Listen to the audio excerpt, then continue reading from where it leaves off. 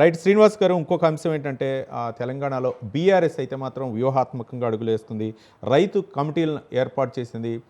మాజీ మంత్రి సింగిరెడ్డి నిరంజన్ రెడ్డి అధ్యక్షతన అయితే మాత్రం రైతు కమిటీలను వేసి ఇది క్షేత్రస్థాయిలో రైతులు ఎలాంటి సమస్యలు ఎదుర్కొంటున్నారు, రుణమాఫీ అయిందా, ఒక విధంగా చెప్పాలంటే ప్రభుత్వంపై ఒక ఒత్తిడి తీసుకురావడం కోసం బీఆర్ఎస్ అయితే మాత్రం వ్యూహాత్మక అడుగులు వేస్తుంది. బీఆర్ఎస్ వర్కింగ్ ప్రెసిడెంట్ కేటీఆర్ కొన్ని కీలకమైనటువంటి వ్యాఖ్యలు అయితే చేశారు. రుణమాఫీ అంతవరకు అమలైంది, రైతు భరోసా వచ్చిందా లేదా, ముఖ్యంగా రైతులకి ప్రాధాన్యత అంశంగా దీన్ని ప్రజల్లోకి ముఖ్యంగా రైతుల్లోకి తీసుకువెళ్లాలని చెప్పేసి ఈ నెల 24 నుంచి జిల్లాల పర్యటన చేపట్టాలని చెప్పేసి బీఆర్ఎస్ నిర్ణయించింది. ఏ విధంగా చూడొచ్చు అంటారు?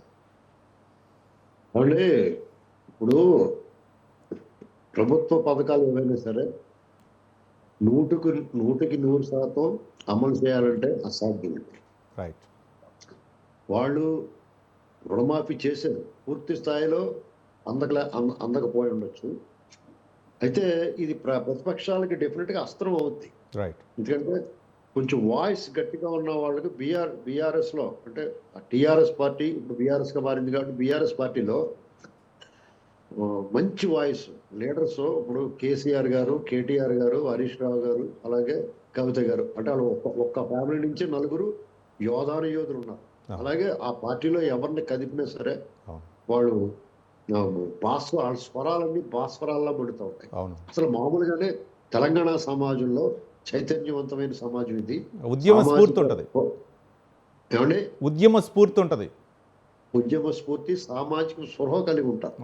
అటువంటిది పాలకులు ఎవడన్నా తప్పు చేస్తే వీళ్ళు చీల్చి చెండాడుతూ ఉంటారు. మీకు అనుకునే ఒక సంవత్సరం లోపల మామూలుగా కేసీఆర్ గారికి ఆయన అలుగుతాడు ప్రజల మీద. ఆయన ఎప్పుడైనా ఓటమి ఎదురైతే ఆయన అనుకున్నది జరగకపోతే ఆయన ప్రజల మీద అలుగుతాడు. ఎవరైనా ఇది ఒక వెరైటీ, ఏ రాజకీయ నాయకుడికి లేని ఇది ఒక లక్షణం కేసీఆర్ గారికి. ఆయన సంవత్సరం నుంచి ప్రజల్లో రావట్లేదే. ఇది ఇప్పుడు కేటీఆర్ గారు కానీ, హరీష్ రావు గారు కానీ ఎవరు ఎంత గరగాటాడినా కేసీఆర్ గారు అలా జీవించి ఉండగా వీళ్ళు ఎంత గరగాటాడినా కానీ పని జరగదండి.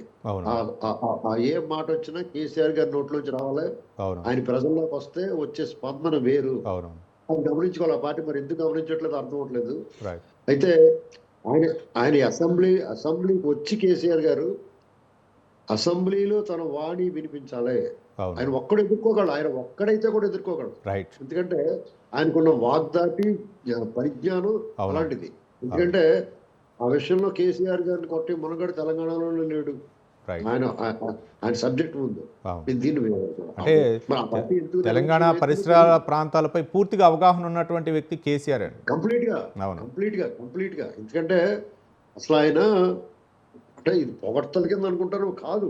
వ్యక్తి గురించి మనకున్న అవగాహన మేరకు ఆయన కొన్ని భాషా ప్రయోగంలో ఆయన పచ్చి బూతులు తిడితే కూడా అవతలోడికి చివుకుమంటది కానీ అది తప్పుగా అనిపించదు. కాబట్టి రైట్, కేసీఆర్ అయితే మాత్రం రావాలా, ప్రజల్లోకి రావాలా, ప్రజా సమస్యలు తెలుసుకుంటేనే కొంచెం ఒక బీఆర్ఎస్ అయితే మాత్రం కొంచెం ప్లస్ అయ్యే అవకాశాలు ఉన్నాయి. అంటే ప్రజల్లో ఉన్నటువంటి సమస్యలు అవ్వచ్చు, రైతు సమస్యలు అవ్వచ్చు, ఏదైనా సరే అసెంబ్లీ సాక్షిగా కేసీఆర్ కనుక స్వరం ఇప్పితేనే కొంచెం బీఆర్ఎస్కి అయితే మాత్రం మైలేజ్ వచ్చే అవకాశాలు ఉన్నాయంట. Right, thank you Adusumalli Srinivas గారు, రాజకీయ విశ్లేషకులు, మీ యొక్క విశ్లేషణ అందించినందుకు. ఇది ఇవాళ న్యూస్ కేఫ్లో వివిధ దినపత్రికల అంశాలపై, ప్రధాన అంశాలపై విశ్లేషణ. న్యూస్ కేఫ్ రేపు న్యూస్ కేఫ్లో మళ్ళీ కలుసుకుందాం. చూస్తూనే ఉండండి స్వతంత్ర.